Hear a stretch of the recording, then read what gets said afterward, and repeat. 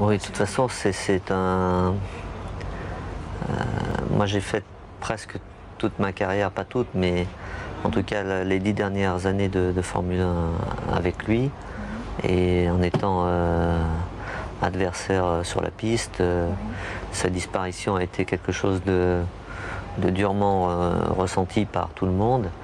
Et en 3 mois, c'est vrai que pratiquement presque tous les jours, je veux dire, on pense encore à ce qui s'est passé. Mon monde, c'est le sport, c'est la Formule 1. Et la Formule 1, pour moi, ça reste Senna. Comme on peut parler de Ferrari, on peut parler d'autres grands noms. Senna reste quand même la figure emblématique de la Formule 1, en tout cas pour moi, personnellement.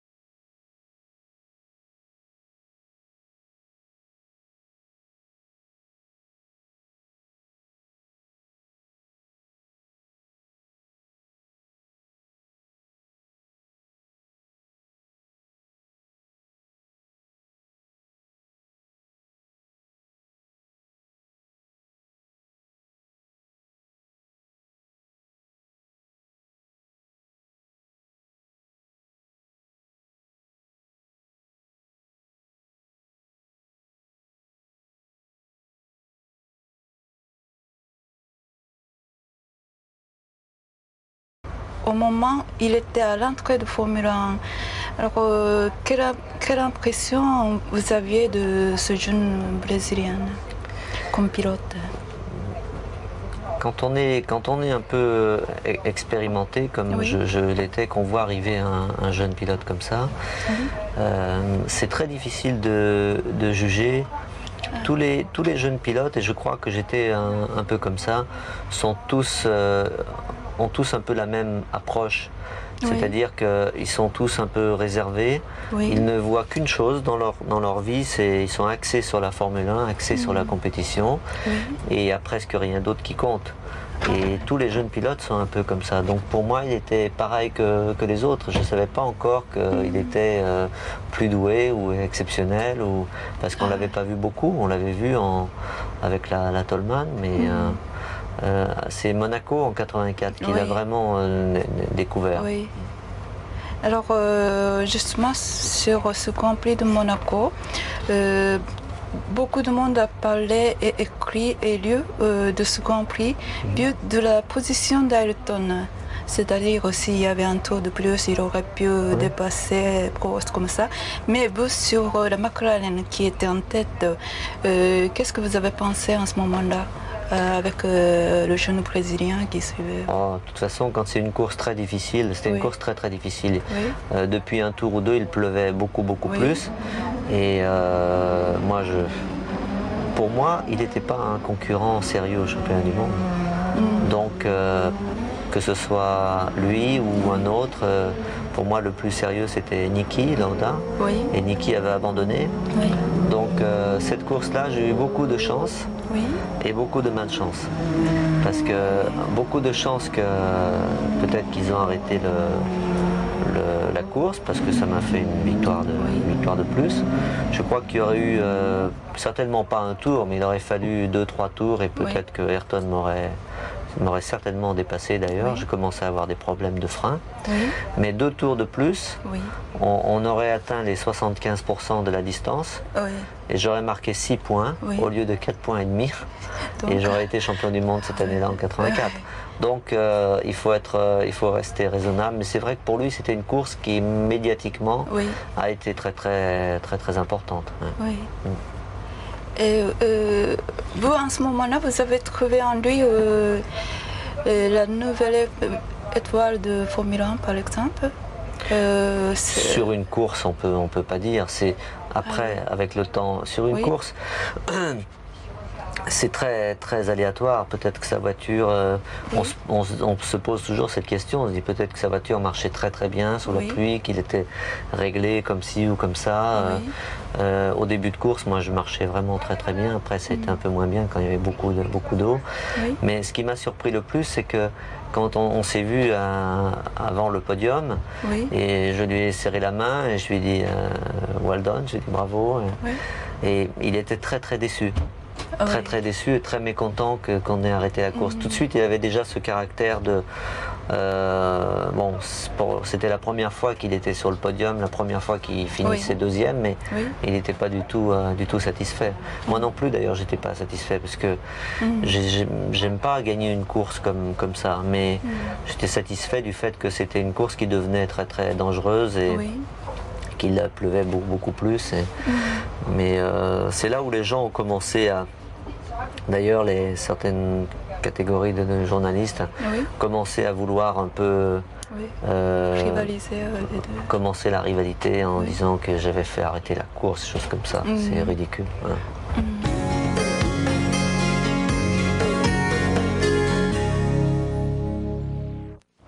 Donc c'est surtout de 85-87, à l'époque où Ayrton était chez Lotus, qu'il a commencé à démontrer vraiment son énorme talent. Oui. Et vous, en ce moment-là, vous étiez chez McLaren en obtenant le premier et deuxième titre. Et alors en ce moment-là, vous étiez sûr qu'il serait votre futur rival? On peut jamais savoir. Oui, qu'il serait un rival, c'est sûr. Oui. Il était plus doué que les autres. Mais on peut jamais savoir parce que quelle voiture il allait conduire, comment allait se passer sa carrière. Ce qui est sûr, c'est que on voit qu'un pilote est très doué, est exceptionnel, mais on a la vraie valeur que quand il est dans la même équipe et comment on le voit travailler tous les jours. Et c'est surtout quand il est venu en 88 chez McLaren que on a vu ce qu'il était capable de faire. Parce que avant, quand on voit de l'extérieur, on trouve que c'est formidable, mais il faut vraiment se rendre compte sur place. D'accord. Donc justement, à la fin 87, vous l'avez accepté comme votre équipier. Alors lorsque Ron Dennis vous a confié son idée, alors vous avez pu l'accepter tout de suite, sans hésitation? Oui, non, parce qu'il y avait... on parlait de Nelson, Piquet, de Ayrton, et moi j'ai toujours dit à Ron Dennis et à Mansour Ogier, je pense que c'est Ayrton qui a le plus de potentiel et qui est le pilote le plus doué de sa génération. Ça, il n'y avait aucun doute pour moi. Aucun doute. Donc dans l'intérêt de l'équipe et dans mon désintérêt, c'est sûr. Mais à cette époque, on était vraiment très très liés avec Ron Dennis, Mansour Ogier, avec McLaren, et je voyais plus l'intérêt de l'équipe. Plus que mon intérêt. Mon intérêt, ça aurait été de ne pas accepter de prendre un pilote de second plan et d'être un second pilote numéro 2. Alors que là, j'ai accepté en disant que c'était le futur pour l'équipe et qu'il fallait prendre Ayrton. Mais exactement, vous avez pu imaginer le tandem post-Senna tellement fort que cela vous imposerait à vous deux finalement un duel tellement acharné sur la piste en permanence. De toute façon, c'est aussi la beauté du sport d'avoir un équipier avec lequel on s'entend bien, parce qu'en 88 on s'est bien entendu et avec qui on dispute le championnat, et en partant du principe que la meilleure chose c'est d'abord de travailler très bien ensemble pour avoir la meilleure voiture possible et d'essayer de gagner toutes les courses pour l'écurie et de se battre après.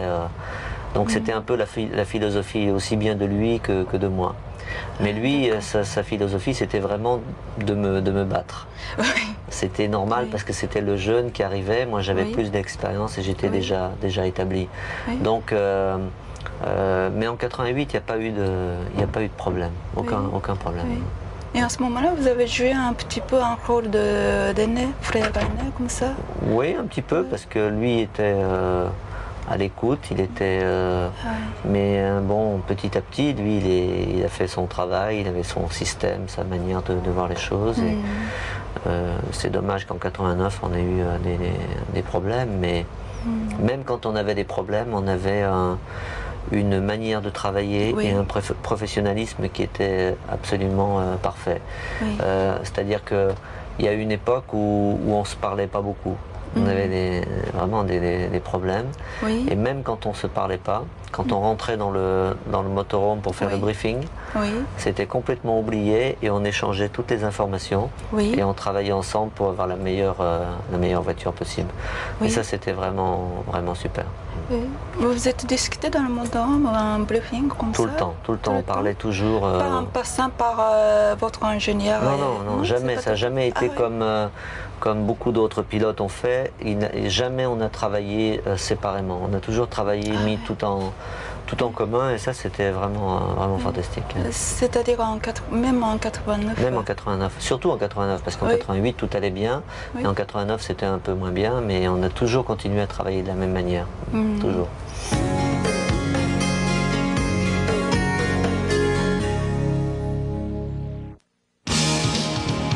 88年、完璧なまでのパートナーシップを見せたプロストとセナ。しかし89年サンマリノグランプリからその関係に亀裂が生じた。1周目、無理な追い越しをしないとのチーム協定をセナが破り、2人の不協和音が一気に高まる。関係を修復できないまま迎えたシーズン大詰め日本グランプリ。47周目の試験で2台が接触。プロスとセナの決定的決裂とマスコミはこぞって報道した。Donc toute cette histoire-là, c'était un peu inventé. Non, il y a eu une histoire en 89 parce que il y a eu une parole qui m'a donnée au départ du Grand Prix d'Imola qui n'a pas été tenue. On a eu un problème à ce moment-là. Et puis Ayrton était quelqu'un de très dur et il a fait vraiment il y a eu vraiment un petit problème à ce moment-là. Mais tout était vraiment exagéré volontairement je trouve, par les médias. Parce que on a eu des problèmes, c'est vrai, mais ça a arrangé aussi beaucoup de gens de nous voir vraiment plus que rivaux. Ah, d'accord.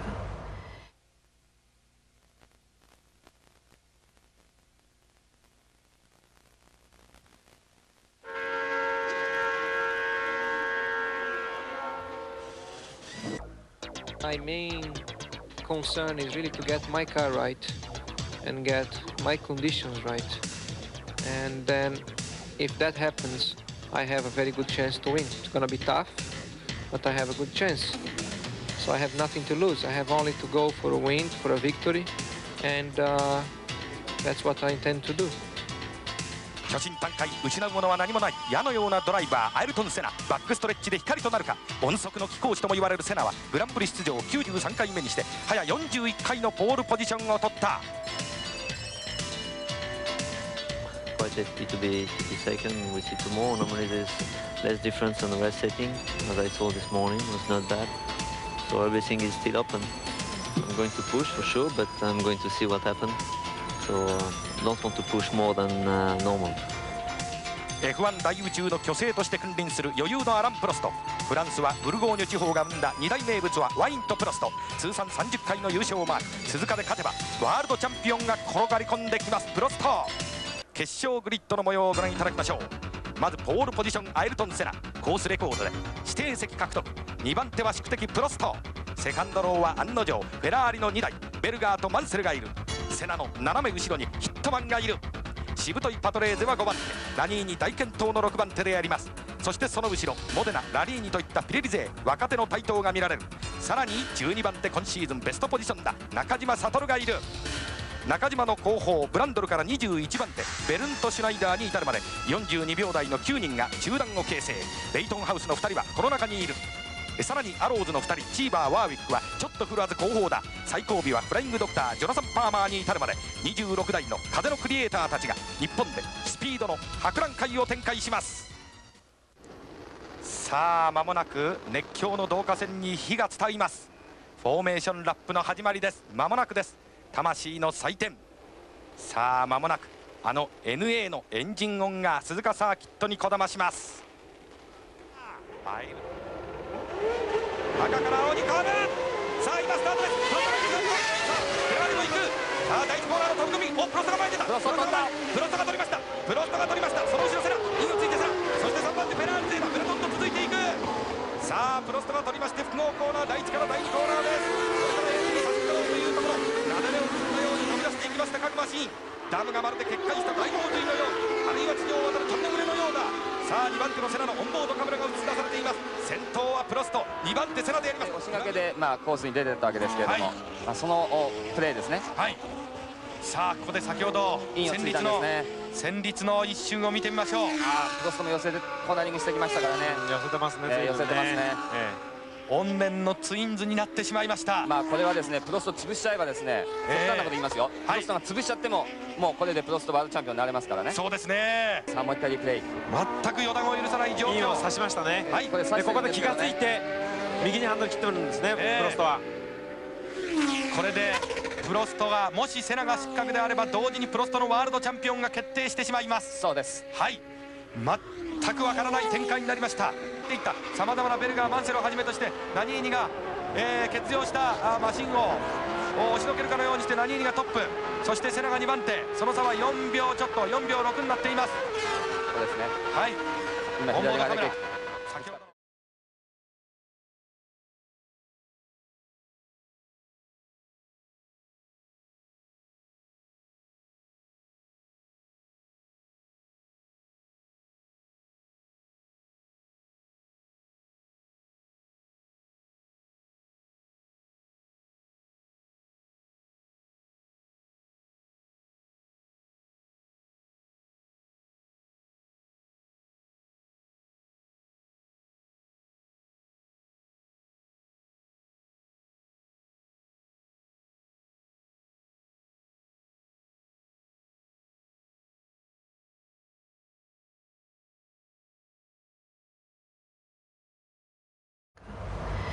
Et sur la piste, il y a des moments précis que vous vous souvenez même aujourd'hui? Bien sûr, bien sûr. Par exemple? Non, le seul moment que, le seul moment où vraiment que j'oublierai jamais, c'est le Japon en 90. 90, quand il m'a sorti de la piste volontairement. Mais tout le reste, ce n'est que 歴史の1ページをあなたは見守る。